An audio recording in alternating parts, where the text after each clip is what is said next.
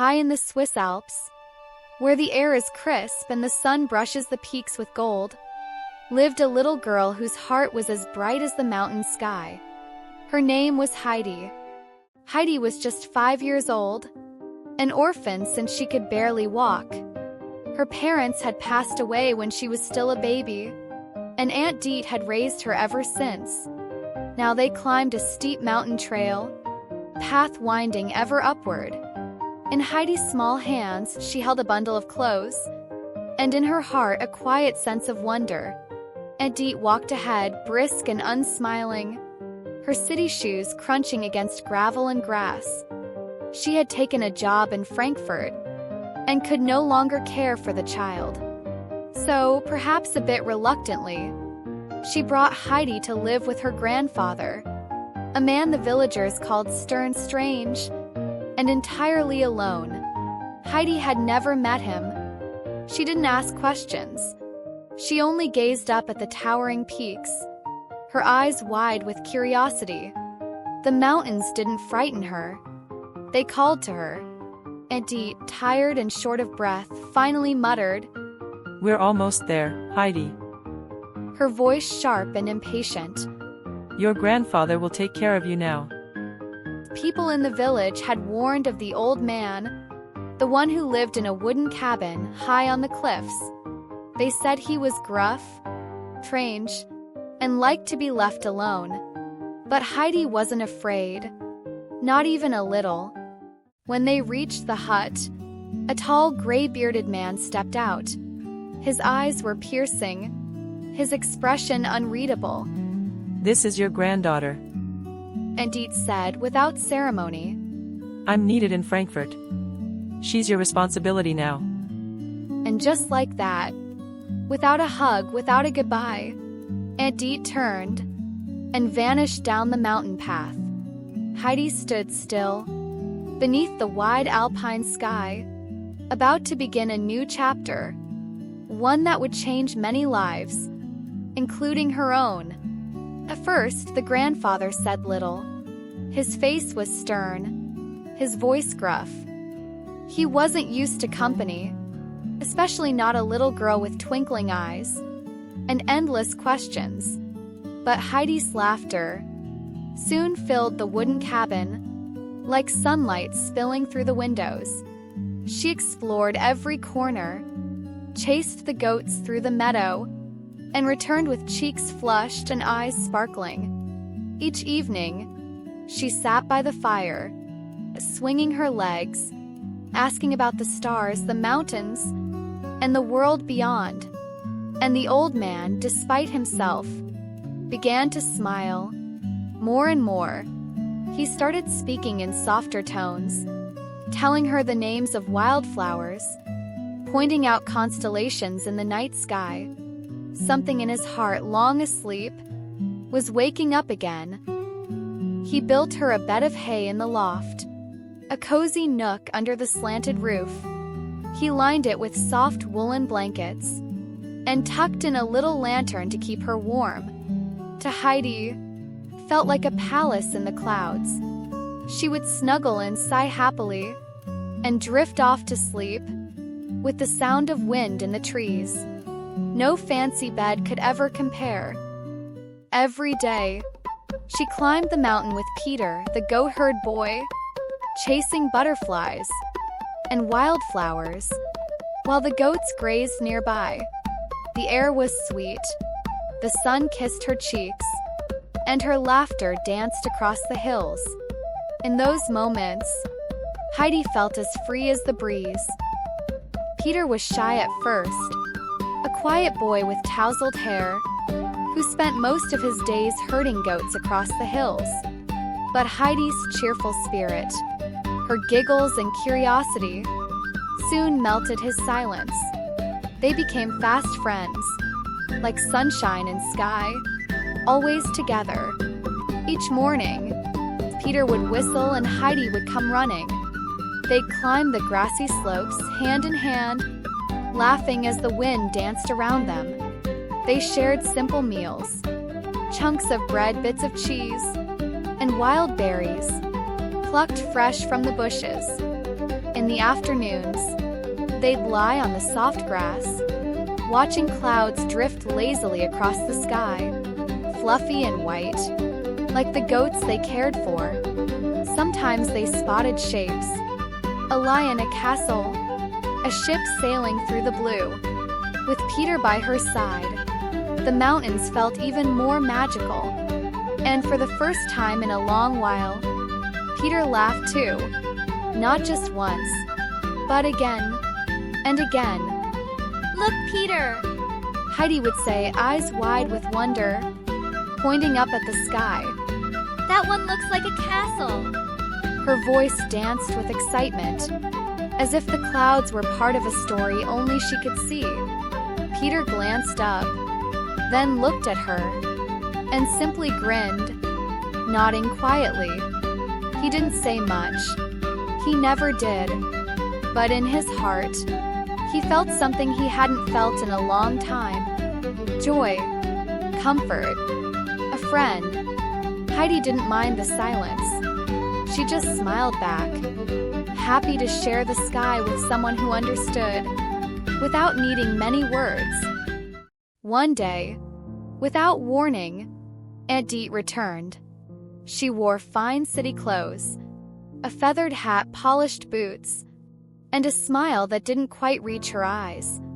Heidi, she said sweetly, kneeling beside her. Come with me to Frankfurt. A wealthy family wants a companion for their daughter. You'll have toys, warm beds. You'll be treated like a princess. Her voice was soft, but her hands were firm. Heidi looked up at her grandfather, eyes wide, heart pounding. She didn't want to leave the mountains, or the goats, or Peter, or the warm fire in the cabin loft. But before she could protest, before she could even find her voice, Dete had taken her hand and turned back down the path.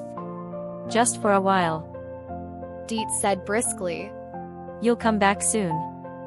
The old man stood in silence, his jaw clenched, his heart heavy, and Heidi, glancing back with teary eyes, watched the cabin grow smaller until it disappeared behind the trees. Frankfurt was nothing like the mountains. No birdsong, no goats, no fresh breeze. Only stone streets, towering buildings, and a sky that felt far too small. Heidi was brought to the home of the Seesmans, a wealthy family whose daughter Clara was confined to a wheelchair. The doors were grand, the rooms filled with velvet and gold, but none of it felt like home. Clara was a gentle soul, her pale blue eyes glowing, easing Heidi's loneliness. Soon, they became inseparable. Every afternoon, Heidi's bright voice wove mountain tales, goats with jingling bells, wildflowers like fallen stars, Peter's whistling, and her grandfather's warm laughter. Her words painted vibrant pictures, breathing life into the cold mansion. Even stern Miss Rottenmeier, her gaze softening, lingered at the door, touched by Heidi's boundless joy. Heidi's journey to read began, a blend of patient tutoring and discovery. But it wasn't easy. She stumbled over letters, mixing B and D. Her cheeks flushed, while her tutor mopped his brow. Clara's grandmother, a silver-haired lady, smiled kindly. Take your time. Books are wondrous. Slowly, Heidi's confidence grew. One day, she read aloud, her voice halting, but triumphant, her smile radiant.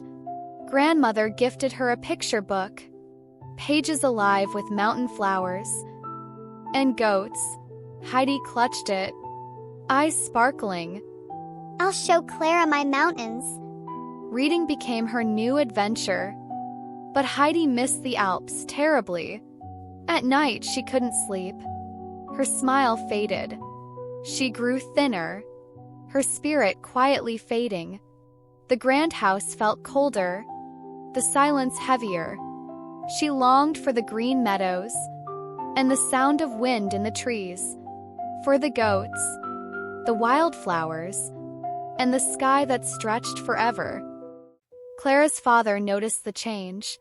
Heidi had grown pale, quiet, and her laughter had all but vanished. He called in a kind doctor, who knelt beside her and listened carefully to her soft, fading voice. "She's not sick," he said gently. "She's homesick. Let the child return to mountains." Clara's eyes welled with tears, but she smiled bravely. "I'll write you letters," she whispered.